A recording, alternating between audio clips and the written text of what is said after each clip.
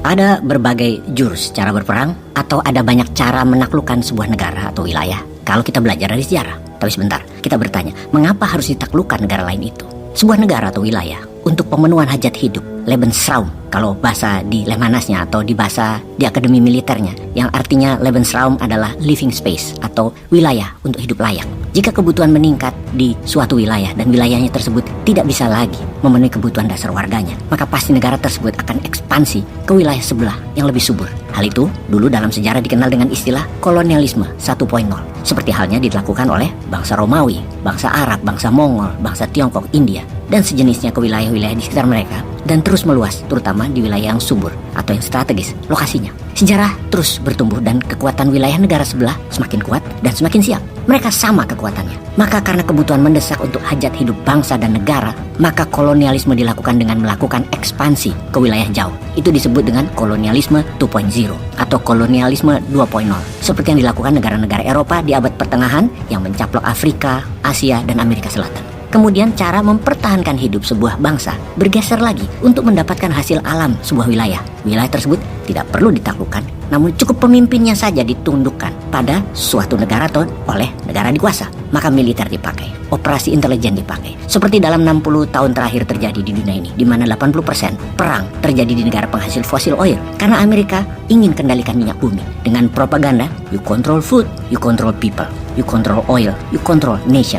Itulah apa yang Amerika lakukan dalam 6 dekade ini hingga saat ini. Hal itu semua disebut kolonialisme 3.0 atau 3.0. Penggunaan militer dalam kolonialisme 3.0 juga mengendalikan opini media, kendalikan lembaga multilateral seperti PBB, IMF, dan lain sebagainya. Kemudian kendali currency, yaitu harus pakai dolar. Kolonialisme 3.0, kalau hendak menaklukkan sebuah negara sebelum langkah militer diambil, operasi intelijen untuk kendalikan hukum negara yang ditarget, kebijakan parlemen dan pemimpin negara yang ditarget, kendalikan medianya, kendalikan persenjataannya, dan kendalikan pejabatnya. Terutama didesain siapa pemimpin tertinggi negara tersebut harus sesuai dengan maunya negara dikuasa, yaitu maunya Amerika. Negara lain, sekutu Amerika, juga melakukan hal yang sama, yaitu mempraktikkan kolonialisme 3.0 seperti negara Prancis, mengendalikan lebih dari 17 negara Afrika atau lebih dikenal dengan nama negara-negara Frankafrik. Negara Inggris bisa kendalikan negara-negara Commonwealth, negara jajahannya, yang harus terus pro-Inggris. Juga Amerika, mengendalikan negara sekutu dan negara lainnya yang menghasilkan sumber daya alam yang banyak. Kolonialisasi 3.0 puncaknya adalah dengan operasi militer atau dengan bahasa lain military approach, pendekatan militer, di mana kita semua tahu bahwa militer itu punya banyak dimensi seperti military warfare, intelligent warfare. Untuk memainkan geopolitik dunia selalu di bawah kendali negara adikuasa dan sekutunya.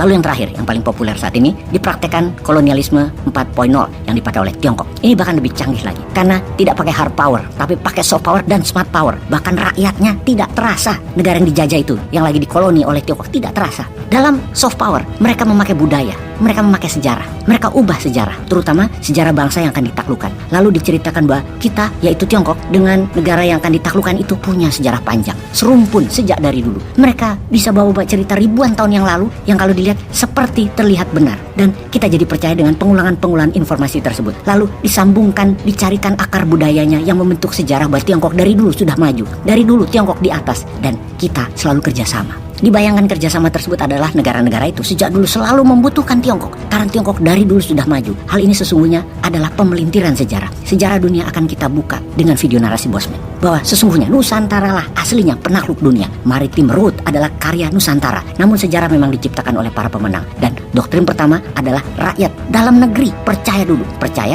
bahwa mereka bangsa besar. Seperti video ini, apa yang dilakukan oleh Tiongkok? Perhatikan dan akan kita bahas. Peace.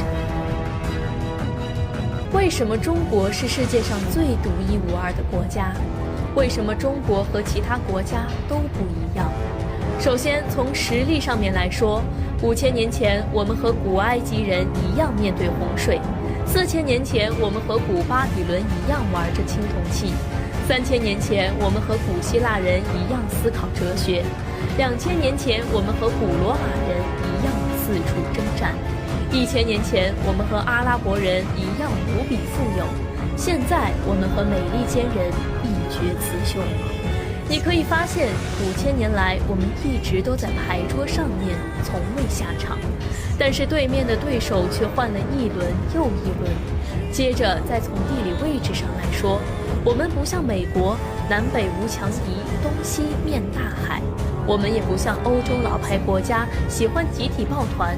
我们更不像日本、韩国，谁强我就跟谁混。当然，我们也不像中东国家遍地是石油，挖都挖不完。从文化层面来说，我们中国作为4大文明古国之一，我们是唯一一个绵延5000年文明却从来没有中断过的国家。不管是从文化、历史、传统，中国都是世界独一无二的。但是在我看来，中国这么强大的背后，是因为每个中国人都无比强大。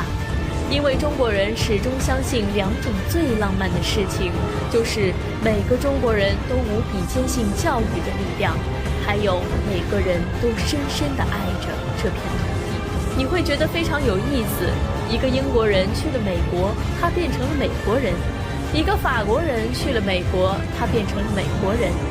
但一个中国人无论走到世界上任何地方，他骨子里面还是一个中国人。因为中国文化是非常非常包容的，判定你是否是个中国人的标准，是因为你的文化认同感。